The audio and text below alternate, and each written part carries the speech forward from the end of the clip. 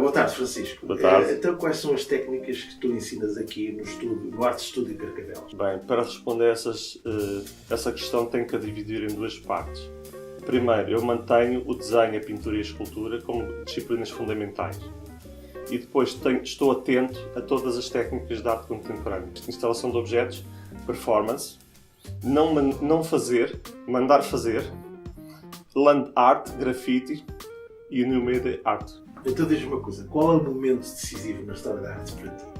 Para mim é o início do século XX, com a criação de arte abstrata e do cubismo, que lançaram as bases para todas as revoluções artísticas que vieram a acontecer no século XX.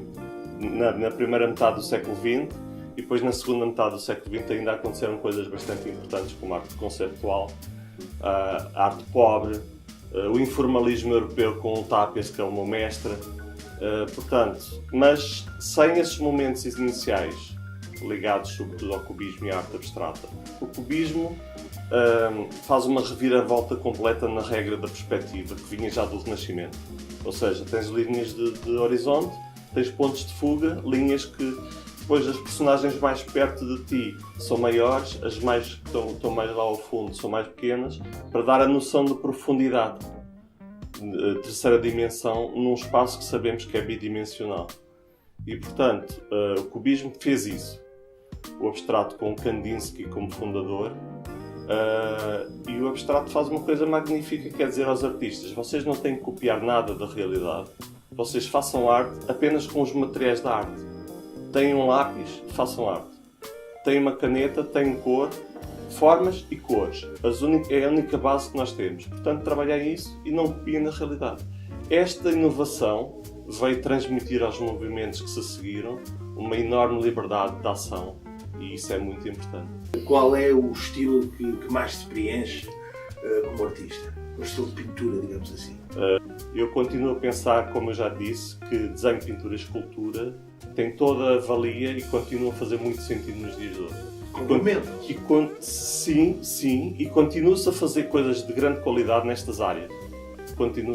Muitos artistas, por isso, simplesmente escolhem, por exemplo, ter um estilo pessoal no desenho, então fazem desenho. Estilo pessoal na pintura, fazem pintura. Estilo pessoal na escultura ou instalações de objetos, misturado com escultura, e continuam a fazer, portanto, muito sentido. O que eu acho é que a melhor pintura que eu tenho visto nos últimos anos tem sido um misto de abstrato, expressionismo e surrealismo.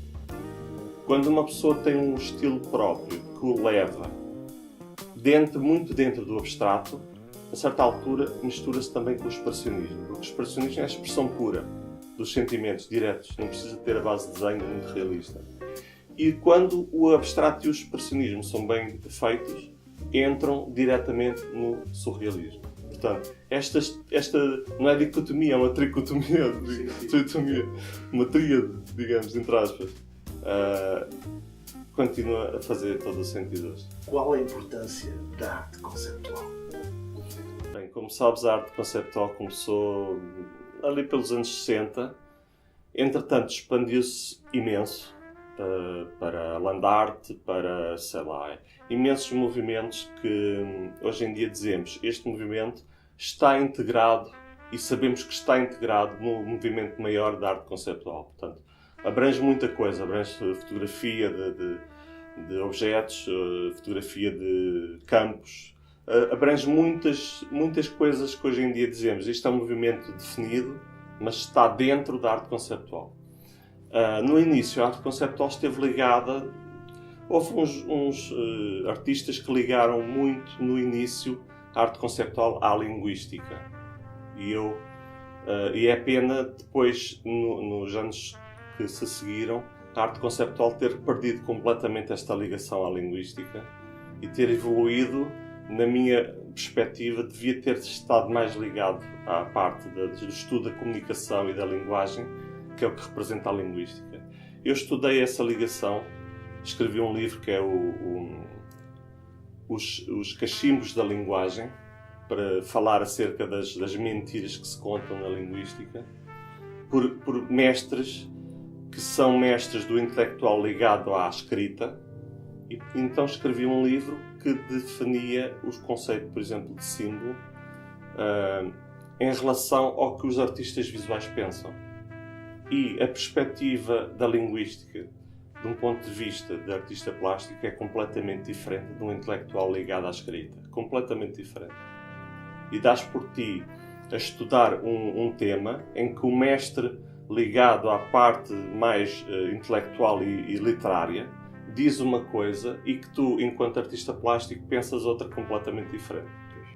Então, qual é a importância dos pioneiros da arte moderna? A importância... Eles são pioneiros porque foram os primeiros a entrar neste mundo das artes plásticas, sendo que uns consideram que Picasso é o inicial, outros consideram que não, que é o Cézanne, que é o pai da arte moderna. Há muitas divergências em relação a qual é o pai fundador da arte moderna, sendo que talvez a maioria vá pelo Cézanne. Porquê é que eles são importantes? Porque eles introduziram novas técnicas, mas sobretudo introduziram novas formas de pensar a beleza. Ou seja, há o realismo e toda a escola ligada ao figurativo na história da arte, que é muito importante, muito forte, muitas vezes ligada à igreja. E depois há ali um aspecto final do impressionismo que entra dentro do expressionismo. Entretanto, quem faz essa transição é o Van Gogh. Nessa altura aparece o Cézanne, mas só no fim da vida é que ele foi realmente reconhecido.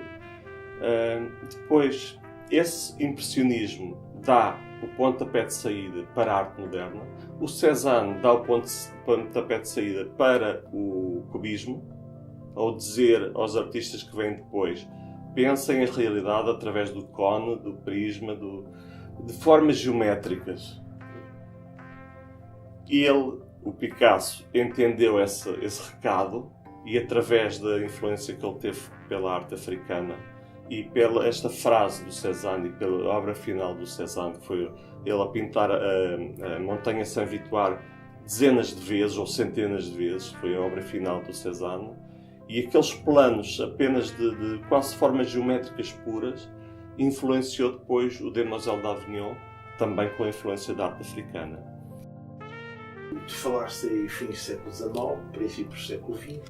Achas que os alunos, as pessoas que venham a frequentar aqui o Arte Estúdio, tu consegues transmitir de uma forma clara, conseguiste transmitir aqui toda essa história e levá-los a ser artistas e não a serem pintores ou a serem pintores fotográficos? Sim, porque eu não fecho portas a nada.